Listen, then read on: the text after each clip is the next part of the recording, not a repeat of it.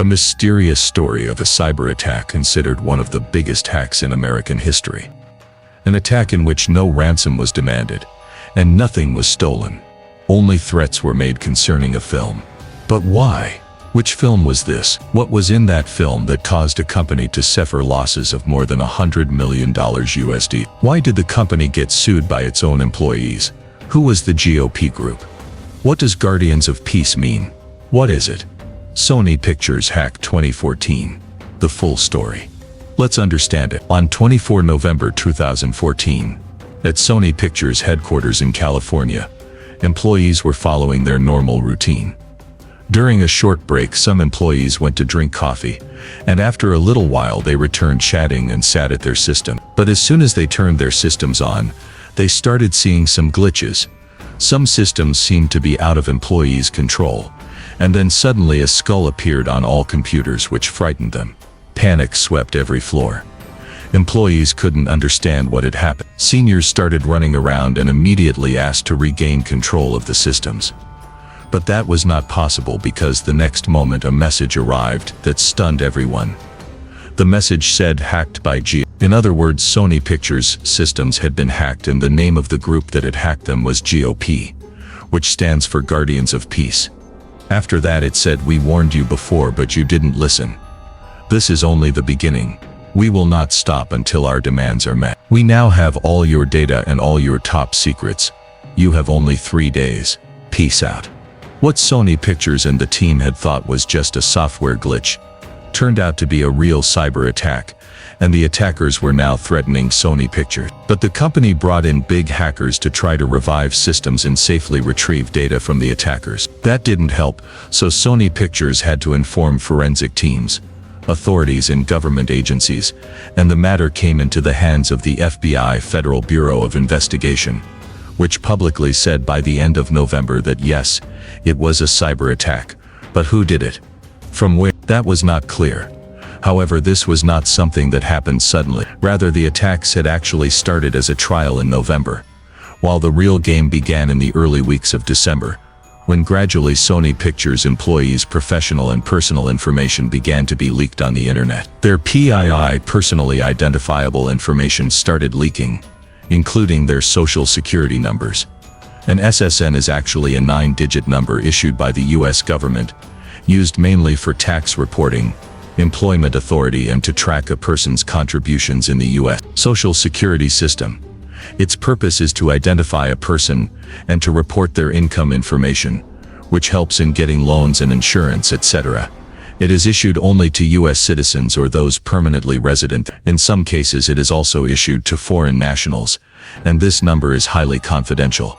Its leak meant you could know a person's entire financial detail. In addition, employees' bank account numbers, salary and all income-related information, health insurance, medical data, addresses, contract numbers, and all personal records, everything, were leaked on the internet. Many employees began to fear for their safety because obviously with account numbers and full details of money there was risk of theft, fraud and scams, and the danger of home burglary, deception or fraud increased. As a result, many employees quit their jobs, while many sued the company, claiming the company had publicly leaked their personal information and failed to properly secure their privacy and data.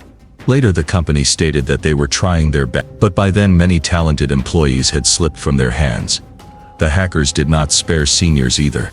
They published email exchanges between senior officials and producers. Some emails even contained Sony's negotiations with Hollywood stars, showing quarrels and disputes over payments, which affected not only those actors and actresses but also Sony Pictures' image.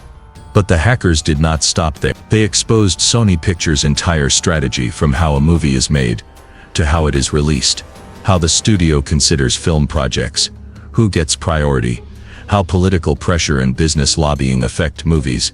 Every detail was now in the public domain. When some of these emails were highlighted by the media, questions arose about Sony's image. Many actors and directors were upset, while journalists and researchers now had inside truths about Hollywood they had never had before, and likely would never have again. On the other hand, the hackers kept going. After a few days they made the studio's sensitive financial reports, lost profit charts, and contract-based legal documents public, which included reports on budgets and projected profits of upcoming films. Legal documents revealed which projects the studio was facing trouble with. Even after all this information was out, the company thought it might manage because this was a smaller loss. The real damage came when the hackers released 4 unreleased Sony films. That was the biggest blow to the company. Sony Pictures Entertainment's films have an average budget of $10 to $20 million USD, and if the movies are animated, the budget goes even higher. For example, a Screen Gems science fiction movie might have a budget of approximately $20 to $50 million USD, while one released in 1998 was made for around that amount, and a recent film was made for $30 million. With heavy casting, the company expects not only to recoup the budget, but to double or triple the returns, and films like Spider-Man No Way Home have done that. The movie earned $1. But imagine if a movie is uploaded to the internet by a hacker before its release. The company's $20 million USD could be lost. Spider-Man survived, but Annie, Mr. Turner and Still Alice did not. Annie was made for $65 million, Turner for $8.5 million USD, and Still Alice for $5 million. On top of that, future movie scripts and new projects were exposed, and for the first time the Hollywood industry realized how a cyber attack could damage a business model. This caused an uproar across the United States. Media houses rejoiced because they had a new topic to boost ratings. The New York Times, The Guardian and other newspapers published news based on the leaked films, emails and documents, which meant that some people who were unaware of the leaked content also became informed about it, and Sony Entertainment had to bear double losses. Although the public and critics criticized the media and said reporting on such illegally leaked material was not right, and questioned media ethics, the company took stern measures. Employees were instructed not to post any information on email or network system. Many parts of the IT infrastructure were taken offline, and the PR team tried to manage the damage in the media. A major question remained: why were the hackers doing all this? The FBI was also trying to answer the same question. Almost every investigative team in the country wanted to know who the GOP group was, where they were from, and most importantly, what they wanted. At first it seemed the group might be after money, or trying to get revenge on the company. So every past activity of the company was scrutinized. Anyone in doubt was questioned. The company's previous data was searched. Who had a feud with them was also checked, and information about other media houses and studios was extracted to see if they had done this. While this action was ongoing, another message came from the GOP, this time even more threatening, and this time the group explained the reason for doing all this.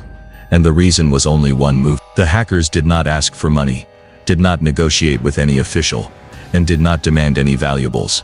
They only threatened to prevent one movie from being uploaded to theaters. And that movie was The Interview. But what was in this movie? In fact, this was a comedy based on politics movie in which 2 reporters are sent by the CIA Central Intelligence Agency to North Korea on a special mission. And that mission is to kill Kim Jong-un. This movie was about North Korea's. It was based on Kim Jong-un, who is said to be the world's greatest dictator, after Leiter and Hitler. In the climax, Kim Jong-un is even shown dying brutally. Not only that, there were many scenes in the movie that mocked Kim Jong-un. For that reason, the North Korean leader objected to this movie. But what connection did the hackers have with this movie? To understand this connection, we need to understand a little about North Korea and Kim Jong-un. Kim Jong-un is one of the world's strangest leaders. He is somewhat eccentric and somewhat suspicious, and he does not like to hear anything against him. Everyone knows that North Korea still lives under a dictatorship. It is a country that, in the name of freedom, is full of slavery, where only Kim Jong-un rules and not a leaf moves without Kim's will. North Koreans are puppets of Kim Jong-un's hand, who are not even permitted to take the haircut they want. Here hairstyles are fixed, 28 for girls and 15 for boys, and those who copy Kim Jong-un's hairstyle can be given the death penalty directly. In this country you cannot celebrate happiness on 17 December, because on that day Kim Jong-un's father Kim Jong-il died. Therefore a forced mourning is imposed on the entire country, and those who do not cry can also receive the death penalty. Similarly, celebrations are banned on 8 July because on that day Kim Il-sung, Kim Jong-un's grandfather, died. Pictures of all these leaders, including Kim Jong-un's photograph, must be placed in every North Korean's home compulsorily. If not placed, one can face life imprisonment or even the death penalty. And if some problem occurs in the house, such as a fire, the house collapsing, or a flood, you must save the leader's pictures before saving yourself or your children. Otherwise you will be punished. This means there is no freedom here. Everyone must do exactly what Kim Jong-un wants. Yet despite this, Kim Jong-un always publicly presents North Korea as a democratic country and depicts people as liberal and free-thinking. But as they say, the truth does not remain hidden. The same is true of North Korea's case. The world knows this country's story well, and the interview movie was based on that truth.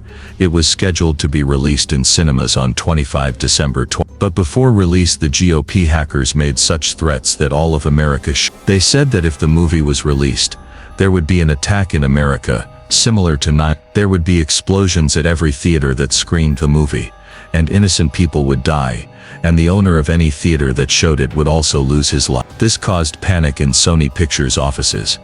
The company was now distressed about whether to release the movie or not. If it did not, they would lose millions.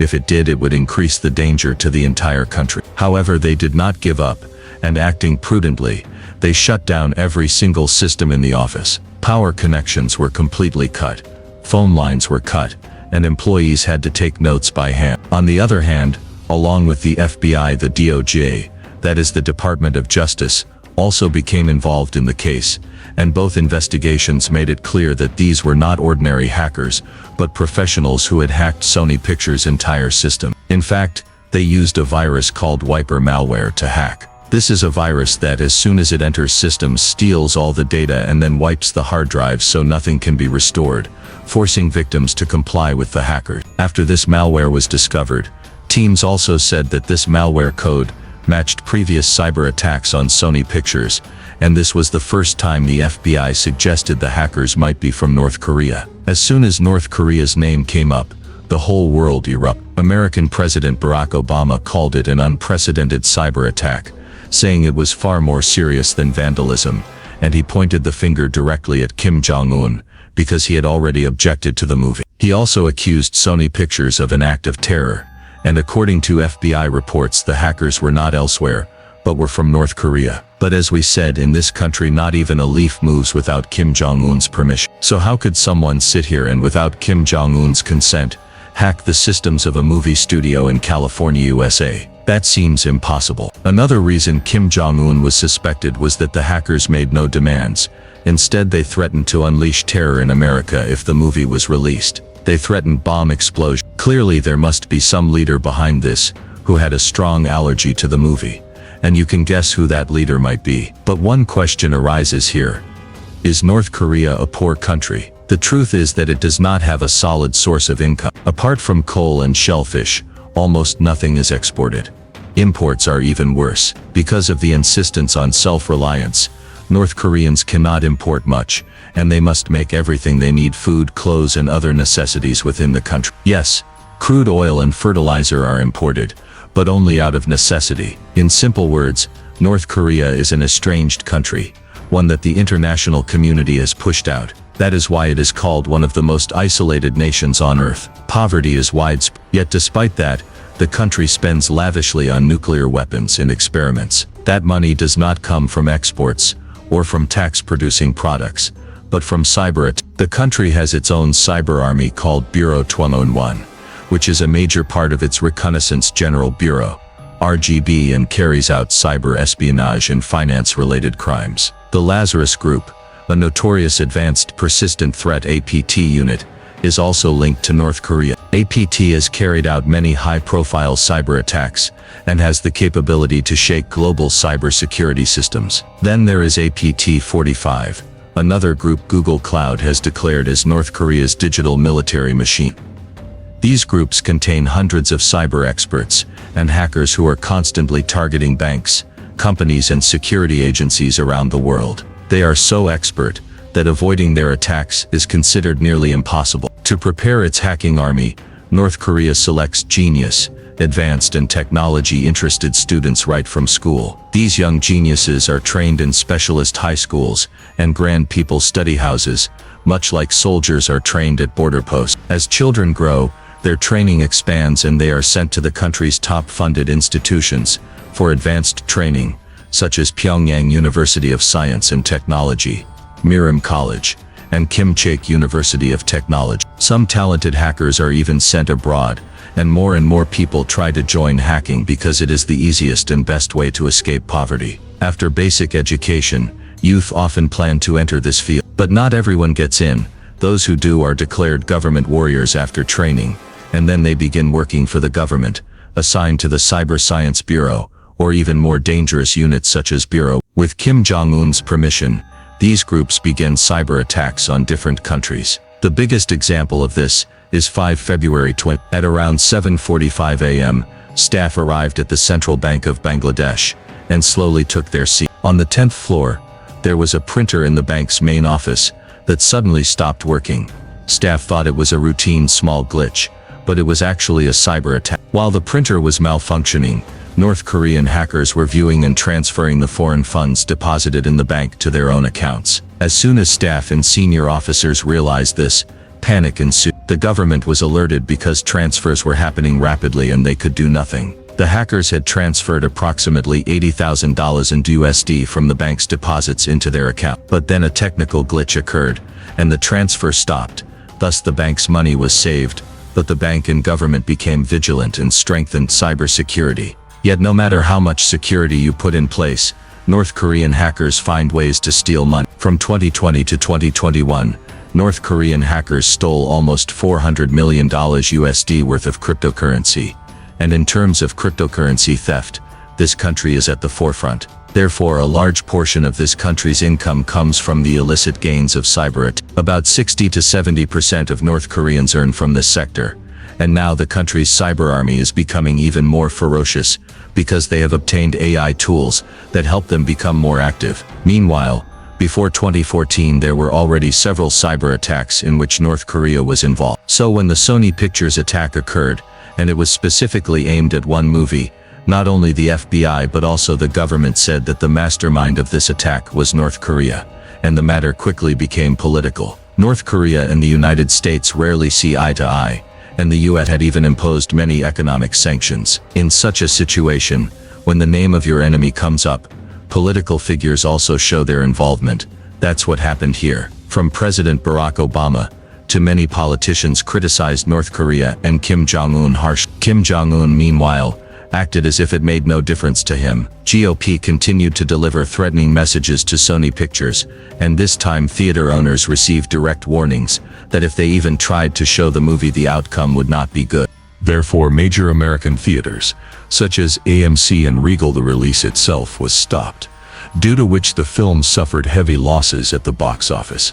But Sony Pictures was not ready to stop the movie's release under any circumstances, so they made some changes to a few scenes and removed the ones that were too insulting.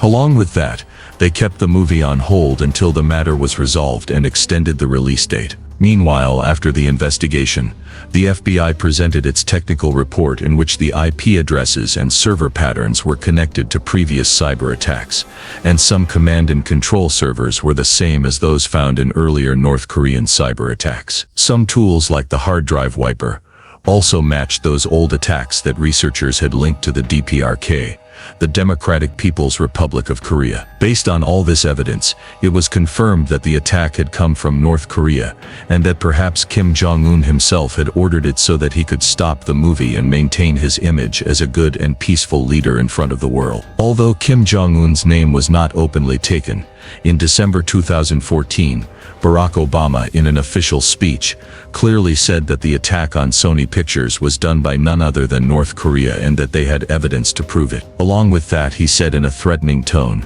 that America would not tolerate it at all. After that, the U.S. Treasury Department imposed sanctions on North Korean organizations and several officials. The existing sanctions were made even stronger. This was perhaps the first time America had directly held any country responsible for a cyber attack and taken action against it. Therefore, this matter was being discussed all over the world. But North Korea did not hold back from reacting and completely rejected America's accusation. The Korean government said that America was accusing the DPRK without any solid evidence and was trying to defame it, while North Korea had nothing to do with any of this. Responding to America's sanctions, North Korea threatened that if the US took harsher steps, then North Korea was also ready to strike back. Here, an interesting thing is that some time after this attack, suddenly North Korea's internet connectivity was completely shut down for several days. Although in this country the internet is available only to a few people and mostly to government organization employees who access it only when needed, even official work could not be done during that time. Because of this, for several days, North Korea's computers and gadgets were lying useless on tables like toys. Experts believe this was a counterattack by American cyber experts against the North Korean hack. However, this counterattack was not highly publicized. Instead, what gained the most attention after this attack was the heated debate between cybersecurity experts and security agencies, which in turn raised questions against America and the FBI themselves. In fact, on December 17, 2014, the entire matter reached the White House, where a heated debate took place on this topic, and government officials openly made statements against North Korea. But they still had doubts that they were accusing North Korea only on suspicion, and whether or not it was right to publicly name a country based only on doubt. There was a huge uproar from both sides, supporters and opponents, and finally on December, the FBI officially claimed to have solid evidence and firmly stated that North Korea was indeed behind all of this, and that it did not want Sony Pictures' movie to be released, which is why all of this was being done. The FBI also said that North Korea's cyber warfare agency Bureau 211 was involved, and revealed the hacking tools used. Because of this, political leaders also expressed certainty, and after that, the FBI publicly named North Korea. But with this, the FBI's claims and this attack divided cybersecurity experts into two camps, those who stood in support of the security agencies, and those who opposed them. Supporters believed that the IP addresses, code, and even the digital fingerprints matched, so it was fair to question North Korea. Meanwhile, those opposing said that just finding similarities in code does not mean we can say North Korea did it. The most important thing, the address was never tracked. So how could it be said that it was North Korea? Yes, the IP pattern looked similar, but on this basis directly pointing a finger at a country is not right, because hackers and cyber criminals are so cunning that they can easily copy any code and IP pattern. Therefore, it was possible that the mastermind behind this game was not North Korea at all, but rather a third player who deliberately plotted to frame North Korea. So, they suggested the investigation process should be changed. However, the American government did not pay much attention to these doubts and continued with its political actions. The day after North Korea's name was taken, GOP once again sent an email to Sony, but this time there was no threat and no demand, just a message that said, "You are fool." In this way, GOP mocked the organization and challenged them. On the other hand, security agencies took the experts' concerns seriously and began to gather information about the Guardians of Peace, GOP group, to find out what it was and where it came from. But GOP hackers were so clever that the FBI never found their location. The only identification of GOP was a skull logo. Apart from that, no concrete information about it has ever been found by the FBI or any other agencies. Even today, there is no exact information about that attack. Only assumptions are made that perhaps North Korea had done it. But whoever did it, Sony suffered massive losses. Thousands of computers and servers were destroyed in the attack, and had to be rebuilt, costing millions of dollars. Because of lawsuits filed by employees whose private information was leaked, Sony's reputation in the market was badly damaged, and it took years to restore it. On top of that, many loyal employees were lost. The network downtime caused movie production and distribution to halt for months, because whenever the network was reopened, there was always the fear of another attack. To ensure that fear didn't last forever, the company spent money like water. Millions of dollars were spent on cybersecurity firms, law firms, and consultants. According to reports, Sony Pictures had to bear over $35 million USD in IT expenses alone. New computers, new servers, money and time were both heavily invested, including leaked movies before release, legal complications, strengthening cybersecurity, and employee compensation. The total loss amounted to more than $1. This was perhaps the first time Sony Pictures had suffered such a massive loss. Movies like Annie, Still Alice, and Mr. Turner had already been leaked, but even then, the company decided to release them. However, due to piracy, they faced huge losses at the box office. Even greater damage was done to Sony's image. Sony Pictures is a big name in Hollywood. Almost every major star wishes to work with it. But after this attack, actors and directors began hesitating to work with Sony Pictures, especially direct. Many even refused to do films they had already signed. Actresses too were reluctant to pick up any new Sony projects. But gradually everything came back on track. Meanwhile, Sony employees suffered a lot because of this attack. Almost all of their personal details were now in the hands of thieves and fraudsters, so they were living in fear about their safety, and in some cases, that fear turned out to be real. Many employees started receiving threatening messages, and some even got emails, texts, and calls directed at their family members. Some were asked for money, others were threatened. Because of this, many employees stayed inside their homes for weeks, and those who came to the office were more worried than working. Senior officials also noticed this but were themselves under stress. Therefore, Sony management introduced some schemes to help employees relax. They offered free credit monitoring. Free credit monitoring means continuously keeping track of your credit report or credit score, so that if there's any identity theft, fraud, credit-related theft, or any unusual activity, it can be detected immediately. For example, if someone tries to open a new account in your name, makes an inquiry, or tries to engage in any activity related to your credit, you immediately get an alert via email or text message. Sony's offer was appreciated by employees because credit monitoring services usually charge a fee, but Sony was providing it for free. Apart from that, employees were also offered identity protection services. However, by that time, several employees had already filed lawsuits against Sony, because of which legal battles went on for many months in court. Arguments were made, and questions were raised about the company's duty of care. In the end, Sony had to spend millions more to settle these lawsuits. But gradually, pressure began to build on several senior Sony officials, because the leaked emails contained personal and private comments about Hollywood directors and several senior actors, which led to intense questioning during the investigation. Sony Pictures co-chairperson Amy Pascal was under increasing pressure, but she had no answers, which led her to resign from her position in early 2015. Meanwhile, the government and agencies continued their work. On September 6, Department of Justice, DOJ, held North Korean citizen Park Jin-hyuk responsible and charged him with hacking. The Department of Justice said that Park was a North Korean citizen who worked for the Korean Reconnaissance General Bureau, the country's central intelligence agent. Reports claimed that Park had also been involved in several hacking crimes before. He was accused of being part of the 2017 WannaCry ransomware attack, in which he helped develop part of the ransomware software. The department also claimed that they had not accused Park without evidence or merely on suspicion.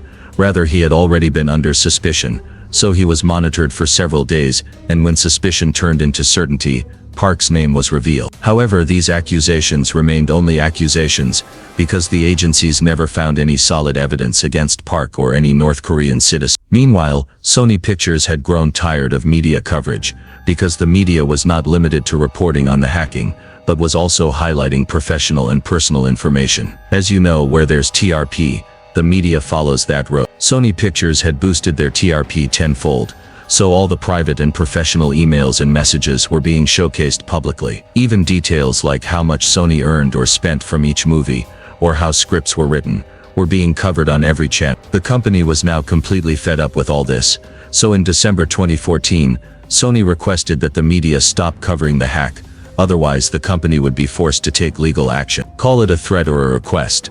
But it worked. Many channels stopped covering the hack, and those still reporting gradually sidelined it. Meanwhile, writers and critics' anger erupted against the media. Aaron Sorkin wrote an article for the New York Times accusing the media of helping the hack, saying the hackers wanted to ruin Sony's image and cause it financial and public damage, which is why they leaked sensitive information online, and the media amplified their work by spreading it further. When this article became public, after some time, reports about the Sony hack disappeared entirely from media channels. After this, the company took aim at Twitter and threatened legal action, because Twitter had not taken any action against users posting hacked material. Meanwhile, in December 2018, Reddit banned the subreddit Sony GOP, because it was being used to distribute and even sell hacked files. The most interesting twist came when, due to the threats received over the release of the interview, some directors dropped their movie ideas even before bringing them to the screen. For example, New Regency, had planned to make a film based on the graphic novel Pyongyang, A Journey in North Korea, but in March 2015, it was cancelled. The movie was to star Steve Carell in the lead role. However, some people came forward bravely and challenged North Korea, like Larry Flynt, who said that if Kim Jong-un and his goons were upset about the interview, then wait till they see the movie he was about to make, an explicit parody version of the interview. Thus, a single hacking attack on Sony not only shook the entertainment industry, but also politics, geopolitics, Sony Pictures management, and its financial stability. And all this happened just because of one movie. But the amazing thing is that the interview was still released. The response the movie received was truly incredible. The story about Kim Jong-un's assassination made the audience's curiosity about the film skyrocket due to all the controversy, and Sony Pictures, responding to public demand, rescheduled its release date, and finally released. It was released in more than 580 theaters simultaneously. Sony Pictures had already announced that the movie would be sold through Walmart stores, Vudu, and the Sony PlayStation Network. Along with that, American cable, satellite, and telecommunication owners could also make it available. When it hit theaters, there were long lines of viewers, and within just 4 days the movie made a record-breaking $5 million USD. After that, it was also released on Google Play, Xbox Video, and YouTube. Although some theaters refused to show it publicly, that didn't harm the movie. However, North Korea did issue statements about it. On December 27, the North Korean National Defense Commission issued a statement accusing President Barack Obama of being a criminal because he had permitted Sony Pictures Entertainment